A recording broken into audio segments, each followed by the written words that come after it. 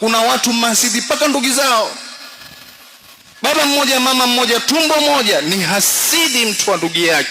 Arhamu, familia moja, watu mahasidi wao kwa wao. Wacha masala ya watu wa kando, lakini leo familia moja, kila mmoja ni hasidi wa mwendani wake. Mtoto wa mwenzako ukimuona ametoa miale na nuru katika hii dunia, muombe Mungu mwana wa mwenzako. Sitake kufanya mambo akaharibikiwa mtoto wa mwenzako.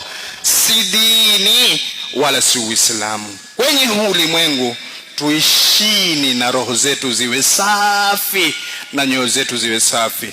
Mtu kama umekosana naye, ukitoka takana naye msamaha, mambo yaishe. Dunia ya leo haikushika mahali.